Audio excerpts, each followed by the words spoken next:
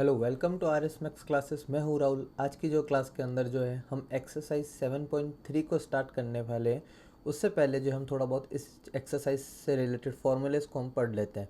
इस एक्सरसाइज के अंदर हम एरिया ऑफ ट्राइंगल निकालेंगे। एरिया ऑफ ट्राइंगल बेसिकली क्या होगा कि अगर थ्री कोऑर्डिनेट्स जो है, जैसे मान लो कि यहाँ पे एक कोऑर्डिनेट है, एक ए है और एक बी है और एक सी है। तो अगर मैं इन तीनों को ज्वाइन करता हूँ तो इस ये जो फिगर है वो हमारा क्या बनेगा, एक ट्रायंगल बनेगा। तो इस ट्रायंगल का अगर हमें एरिया निकालना हो तो हम जो है एरिया ऑफ ट्रायंगल जो है हम इसके अंदर यूज़ करेंगे। अब एरिया ऑफ ट्रायंगल जो है बेसिकली जो है थोड़ा सा कॉम्प्लिकेटेड फार्मूला हम इसको कह सकते हैं, बट इसको याद रखने का एक सबसे बढ़िया तरीका है, हमें ये वाले नंबर याद रखने हैं। अब ये भी जो नंबर याद रखने के हैं वो भी ईजी है। कैसे? सबसे पहले जो है ये रहा फार्मूला। अब देखो इसको कैसे याद करना है। 1 2 3, थोड़ा थोड़ा दूर गैप में रख दिया, मतलब ये नंबर याद रखने का तरीका बता रहा हूँ। फिर इस नंबर को कैसे यूज़ करना है फिर वो मैं बताऊँगा। अभी 1 2 3 लिख दिया। 1 के पीछे आता है यहाँ पे 2 और 2 के पीछे आता है 3। अब अब क्या होगा, 1 क्या चला जाएगा, पीछे चला जाएगा। तो 1 जब पीछे चला जाएगा तो 2 आगे आ जाएगा। 2 के पीछे क्या है, 3, और 1 यहाँ पे पीछे आ गया तो ये हो गया 2 3 1। अब इसके बाद क्या होगा, 2 पीछे चला जाएगा। 2 पीछे चला जाएगा तो 3 आगे आ जाएगा, और 3 के पीछे क्या है, 1। तो 3 1 2। तो इसको याद रखने का ये सबसे इजी तरीका है। ये नंबर अगर हम याद रख लें तो हमारा फॉर्मूला सिंपल हो जाएगा। सबसे पहले हमें देखो x, ये यहाँ पे 1, फिर 2 3, यहाँ पे भी 1 2 3, फिर यहाँ पे 2 3 1 2 3 1। ये चीज़ क्लियर? फिर यहाँ पे x के साथ क्या लिखा हुआ है, 3, इसके नीचे क्या लिखा है 1 और ये 2, तो 3 1 2। तो ये फार्मूला याद रखने का ये सबसे बेस्ट तरीका है इसको याद रखने का। ठीक है। और एक चीज़ और इस एक्सरसाइज में हमें देखनी पड़ेगी, कोलिनियर्स आएंगे। मतलब कोलिनियर का मतलब क्या होता है कि अगर 3 पॉइंट है, जैसे 1 पॉइंट और ये 2 पॉइंट और ये 3 पॉइंट, तो ए बी सी, अगर यहाँ पे 3 पॉइंट है और तीनों पॉइंट स्ट्रेट लाइन के अंदर है, तो इस कंडीशन में जो ट्रायंगल जो फॉर्म हो रहा है उसका एरिया क्या होगा, 0 होगा, क्योंकि ट्रायंगल दिख ही नहीं रहा है इसके अंदर। अब जो चीज़ दिख ही नहीं रही है तो उसका एरिया हमेशा क्या होता है, 0 होता है। तो इस वजह से ये कोलिनियर का जो है हमेशा एरिया जो होगा 0 होगा। हम इसको कोलिनियर वाला एक मेथड हमने पढ़ा था एक्सरसाइज 7.1 में, जिससे हमने डिस्टेंस फार्मूले से निकाला था। और ये वाला जो है एरिया ऑफ ट्राइंगल से, अगर एरिया ऑफ ट्राइंगल से निकालोगे तो आंसर इजीली आ जाएगा, सिर्फ एक फार्मूले में सॉल्व हो जाएगा। डिस्टेंस फार्मूला जो है थोड़ा सा मुश्किल पड़ता है। तो इसी के साथ जो है हम एक्सरसाइज स्टार्ट करते हैं। सबसे पहले जो एक्सरसाइज 7.3 के अंदर 3 कोऑर्डिनेट्स गिवन है और तीनों कोऑर्डिनेट्स से हमें एरिया निकालना है। तो एक हम रफ डायग्राम पहले ही बना लेते हैं। ये रफ डायग्राम बना लिया, ए बी और सी। अब इनके कोऑर्डिनेट्स लिख लेते हैं। 2,3, 2,3 के नीचे आएगा x1, y1, x1, y1, x2, y2 और x2, x3, y3 हमेशा लिखा करो, जिससे कंफ्यूजन नहीं होगा, क्योंकि ये जो चैप्टर है काफ़ी कंफ्यूजिंग, अगर ये नहीं लिखते तो हमेशा कंफ्यूजिंग हो जाता है।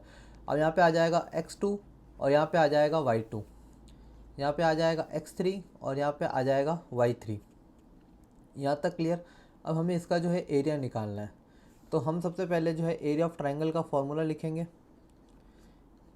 एरिया ऑफ ट्राइंगल, सबसे पहले जो है हमें याद रखने का तरीका क्या है, हमें सबसे पहले नंबरिंग नहीं लिखनी है, हमें सबसे पहले ये लिखना है एक्स वाई और ये इस टर्म में लिखना है।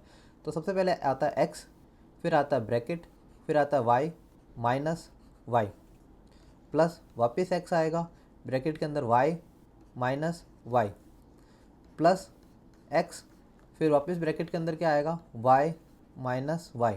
अब जो हमने नंबर्स याद करे थे, तो सबसे पहला नंबर जो था 1 2 3 था, वो अब लगाना है। सबसे पहले एक काम किया करो कि x1 x2 और x3 की वैल्यू रख दिया करो। देखो यहाँ पे x1 हो गया, यहाँ पे x2 हो गया और यहाँ पे x3 हो गया, तो जिससे एक झंझट खत्म हो गई। अब 1 2 3 लिख दिया। अब 1 2 3 के बाद में ये 1 पीछे चला जाएगा और 3 आगे आ जाएगा, तो यहाँ पे आ जाएगा 3 1 2 3 1, और उसके बाद में आ जाएगा 3 1 2। यहाँ तक क्लियर? इस फॉर्मूले को याद रखने का ये सबसे बेस्ट तरीका है, नहीं तो हमेशा कंफ्यूजन होती है। और ये इस क्वेश्चन का गिवन लिखने का तरीका है। तो मैं कोशिश यही रहनी चाहिए कि हमें गिवन को किसी इसी तरीके से प्रेजेंट करना है डायग्राम में। ओह सॉरी, मैंने बी और सी कोऑर्डिनेट लिखे ही नहीं। तो बी कोऑर्डिनेट है हमारा -1, 0, और जो सी कोऑर्डिनेट है वो है हमारा 2, -4। अब जो है हम जो है वैल्यूज़ जो है पुट कर देते हैं। x1 की वैल्यू जो है हमारे पास 2 है, उसके बाद y2 की वैल्यू जो है हमारे पास 0 है, y3 की वैल्यू जो है हमारे पास नेगेटिव का 4 है, और यहाँ पे एक और नेगेटिव है, तो नेगेटिव और नेगेटिव जो है हमारे पास हो जाएगा प्लस का 4। फिर है हमारे पास x2 की वैल्यू, x2 की वैल्यू जो है हमारे पास जो है वो है -1, तो यहाँ पे प्लस का साइन है, इस वजह से हम ब्रैकेट के अंदर -1 डाल देंगे। उसके बाद में जो है हमारे पास x2 के बाद में हमें लिखना y3 और y1 की वैल्यू। तो y3 की वैल्यू जो है हमारे पास -4 है, और फिर मैं नेगेटिव का साइन, यहाँ पे -3। x3 की वैल्यू जो है हमारे पास वो है 2, y1 की जो वैल्यू है हमारे पास वो है 3, और y2 की जो वैल्यू है हमारे पास 0। 1/2। अब देखो 0 + 4 हो जाएगा 4, और 4 × 2 हो जाएगा हमारे पास 8। -4 और -3 ऐड होके हो जाएंगे -7, और -7 को अगर हम -1 से मल्टीप्लाई कर दें तो ये हो जाएगा +7। 2, 3 - 0 जो होता है 3 होता है, और 3 को 2 से मल्टीप्लाई करते हैं तो हमारे पास आ जाता है 6। तो हमारे पास आया 8 + 6 वो हो गया हमारे पास 14, और 14 + 7 हो गया 21। तो हमारे पास 21/2 आया है, तो इसको हम लिख देंगे 10.5। और एरिया की यूनिट हमेशा यहाँ पे रखना, इस चैप्टर में होती है स्क्वायर यूनिट्स, तो यहाँ पे पीछे लिख देंगे हम स्क्वायर यूनिट्स इसका आंसर। इसी तरीके से क्वेश्चन नंबर 2 है।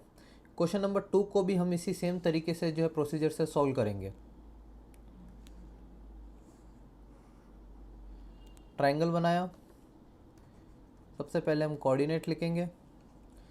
ए कोऑर्डिनेट है हमारे पास -5, -1, और बी कोऑर्डिनेट है हमारे पास 3, -5, और सी कोऑर्डिनेट है हमारे पास 5, 2।